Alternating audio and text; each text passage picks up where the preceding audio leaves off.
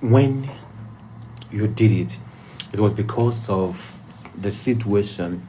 When they did exactly the same thing, it was because of their own ineptitude, their own character flaws. The same behavior, two completely different explanations by you. And the double standard is invisible to you. You don't even see it. But it's obvious to everyone.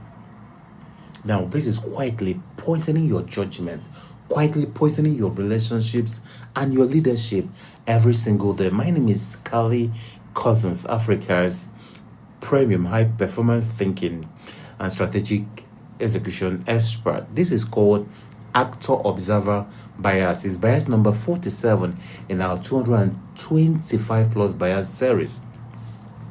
Actor observer bias is the tendency to attribute your own behavior to external situational factors while attributing other people's identical behavior to their character flaws, their personality, or their disposition.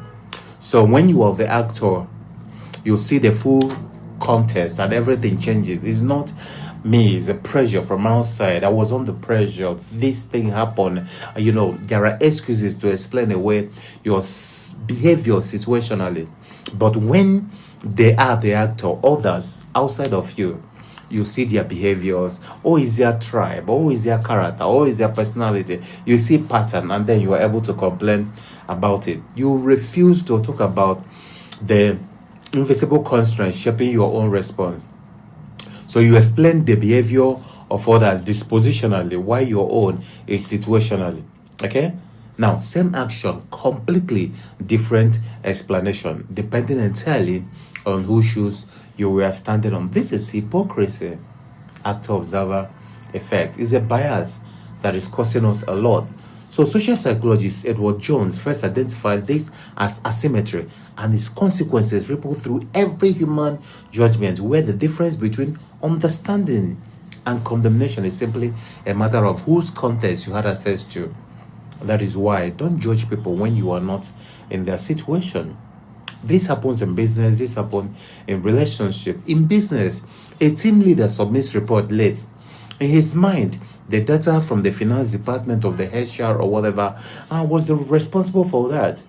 But fast forward, the following week, a team member submits the same report late. What happens? Oh, she's disorganized. She's completely inept. She struggles with deadline. These are characters. She always like watching movies and scrolling through the internet.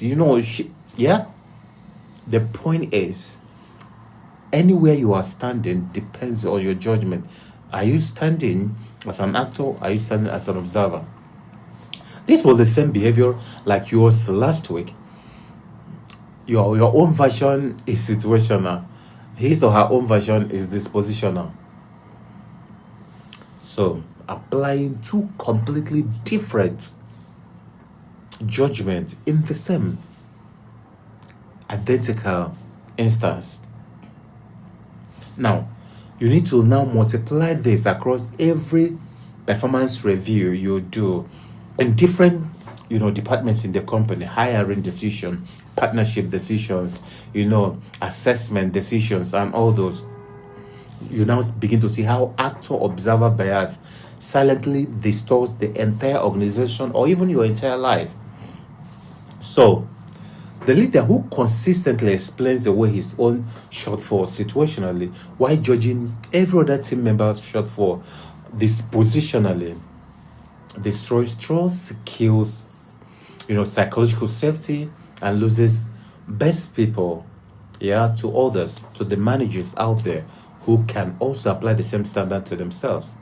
The same in relationships, the same in training our children. She snaps at him through a stressful evening. In her mind, I was exhausted. The children had been difficult all day. I had terrible work call. He caught me at the worst possible moment. But you see, when he cancels plan at the last minute, in her own mind, he's selfish. He never prioritizes others. This is his character. This is how he behaves always. The same for him and her. You remember, I'm not talking of any sex here. She explained her behavior through her circumstance. He explained her behavior through her circumstance. She explained his behavior through his character. Now, he is doing the same thing you did, or she's doing the same thing you did, but you are explaining your own situationally, explaining her own dispositionally. The two people, each extending full contextual grace to themselves, but you see, each withholding that same grace from others who are suffering from the same kind of situation. So, you see, when this happen, you find out that the relationships that have an issue, the actual observer bias has been making them to act in a selfish way. We are always interested in the fixes. What can you do to fix this? And that's what we're interested in. So, 3 things you can do, we always say. Number 1, before judging behavior, ask for the context you don't have. Ask for the situation that could help you understand what this person is in. We're not saying you should be, what do we call it in English again? We are not saying you should be permissive, okay? We're not saying you should allow everything to just slide through. But you see, filing your own under context and filing this under person's under character is not right. What might have been the problem that had made this person to act this same way? This simple question is not to excuse poor character or poor behavior, but ensures that judgment is built with complete information, not an invisible behavior alone, something in your head. Number 2, apply your own situational standard to others. Give others the grace that you've given yourself. That way it becomes easier for you to act right. It's very important. Don't operate double standard. Now, when you have the context, it's easier to hold yourself to the same dispositional standard you apply to others. That way, because you're wearing the shoe, you are able to see what people pass through. You extend the same situational standard you apply to yourself to everyone else. Number 3, in leadership, build context into every performance conversation before concluding that underperformance reflects character. Investigate circumstances. Find out if there are issues that may have acted as constraint outside the person's capacity to bear. What support was absent that could have been present? Now, the leaders who build strongest teams, they are not the most lenient, but they are the most contextually intelligent ones. They distinguish a person's struggling and a person's unwillingness. That way it becomes easier to actually treat things in context.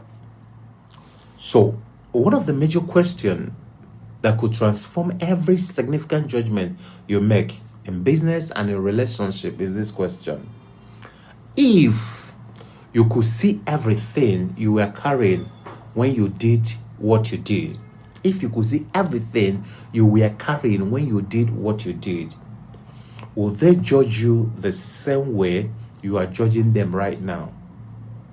Almost certainly no. In other words, when you did your own, if people saw all the struggle you had, will they judge you the way you are judging people? Certainly no. So because you want them to see all the full picture, the pressure, the context, the struggling, the invisible weight behind the visible behavior, you want them to see that. Okay? They want exactly the same judgment from you. They want you to exactly see their own from that perspective. So the most trusted leaders extend contextual intelligence equally to themselves and to others. They extend the same grace to themselves, they extend it to others. The most enduring relationships also are built by partners who fight as hard to understand each other's context, each other's struggle, each other's challenges. When you start doing this, you will see the full picture. So, see the full picture before you write their character, before you say it's their behavior. Behavior is never the complete story in anyone's life, including yours. So don't allow yourself to label people the way you wouldn't want to be labeled. Ladies and gentlemen, context should not be an excuse. That's not what we mean. Context should be the evidence your judgment was missing. So share this with every leader, every partner, every person who needs to extend the grace they want for themselves to others. This is bias number 47 in our 225 plus bias series. My name is Cussons. I always ask you, when was the last time you fed the mind that makes the money? Ask this question, answer that. Click on the link below to be part of my master classes and my seminars. See you tomorrow.